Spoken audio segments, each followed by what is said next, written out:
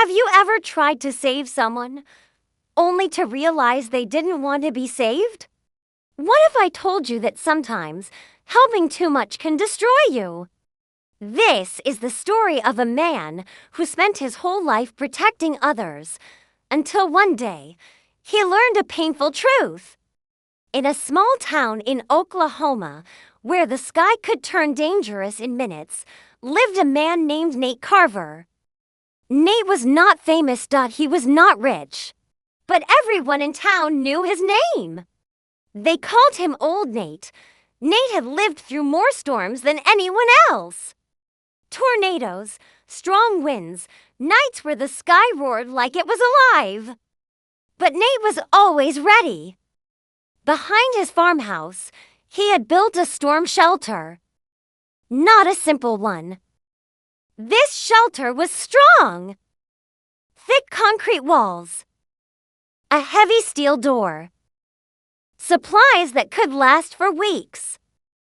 He spent years building it. Every spring, before storm season began, Nate would drive around town in his old pickup truck. He would stop at every house. "Storm season is coming," he would say. "Check your shelter. Fix your roof. Be ready." Some people listened, but many didn't. They laughed. "Here we go again. Nate, you worry too much. It's just weather." Nate never argued. He simply nodded and moved on. Because deep inside, he knew something they didn't. Storms don't care what you believe. One evening in May, the sky turned green. Not a normal green. A heavy, sick color that made the air feel wrong. Nate stood on his porch, watching the clouds twist. He picked up his radio. "This is Nate Carver," he said calmly. "Storm forming. 20 minutes. Get to shelter. Silence." Then a voice came through. "Tom Hudson." "Nate, relax. It's still daylight," Tom said with a laugh.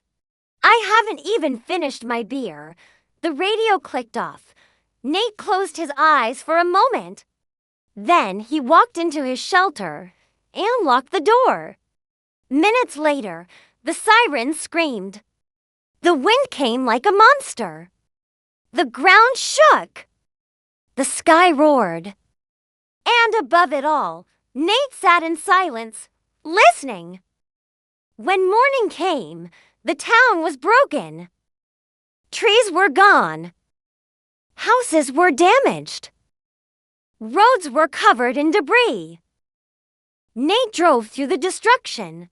He found Tom sitting on the ground, shaking, holding a wet case of beer. "I didn't think it would be that bad," Tom whispered. Nate said nothing. He helped him into the truck. That should have been the lesson, but it wasn't. The next day, Tom laughed at the gas station. "I survived it," he said proudly. Even scared Nate this time. People laughed. Nate heard them.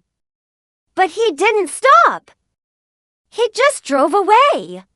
Because some people don't learn from fear. They only learn from pain. That summer, more storms came. Each time, Nate warned them. Each time, some people ignored him. And each time, Nate went out into the storm, risking his life to save them. Pulling people from cars, dragging them from fields, yelling over the wind. And every time, after it was over, they said the same thing. "I was fine. I didn't need help." "You worry too much." Nate never replied, but something inside him started to change. Then came the storm that changed everything. It was fall, out of season, unexpected, but dangerous. The warning came early. A powerful supercell was moving fast. Nate went on the radio again. "This is serious," he said. Everyone get to shelter now. Most people listen this time. Almost everyone, but not Carl Jennings. Carl owned the equipment store in town. He was known for one thing. He never took anything seriously.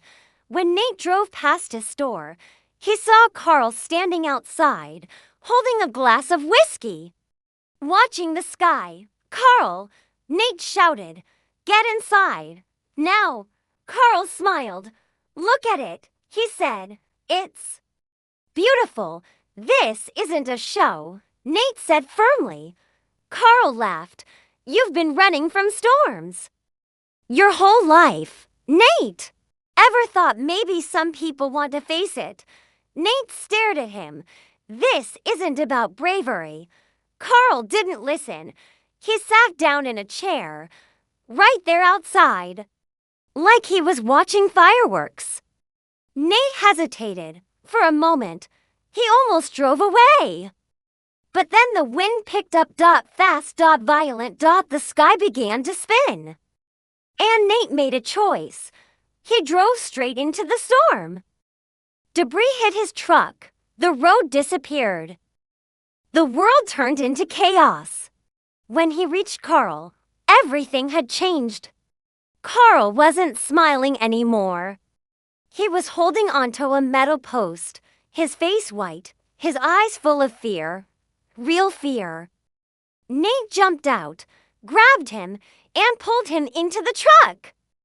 They barely made it to the shelter before the storm hit. Inside, everything was silent again.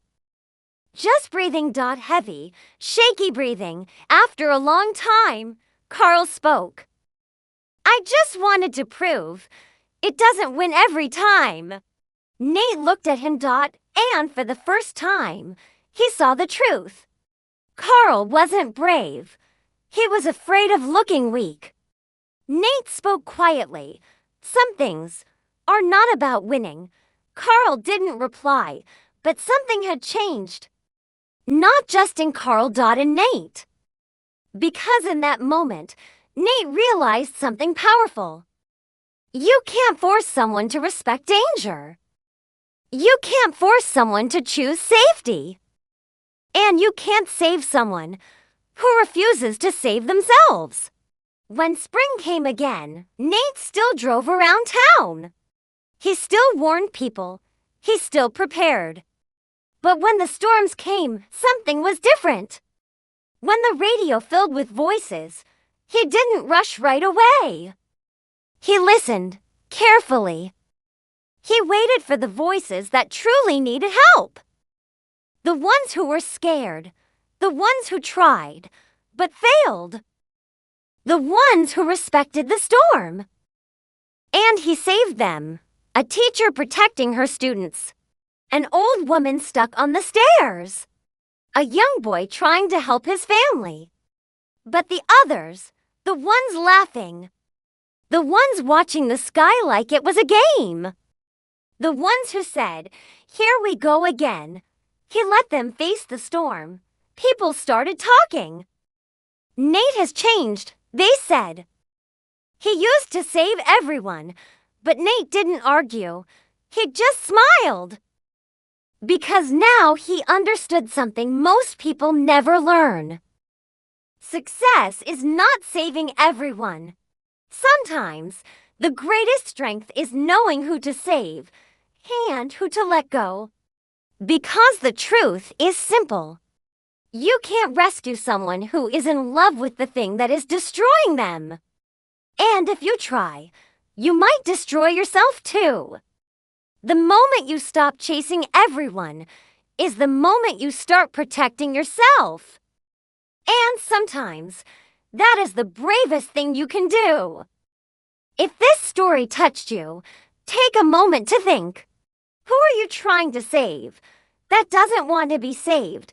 If this video made you reflect, don't forget to like the video, leave a comment, and share your thoughts. And subscribe to the channel for more powerful stories like this. Because sometimes, the right story can change the way you see your life forever.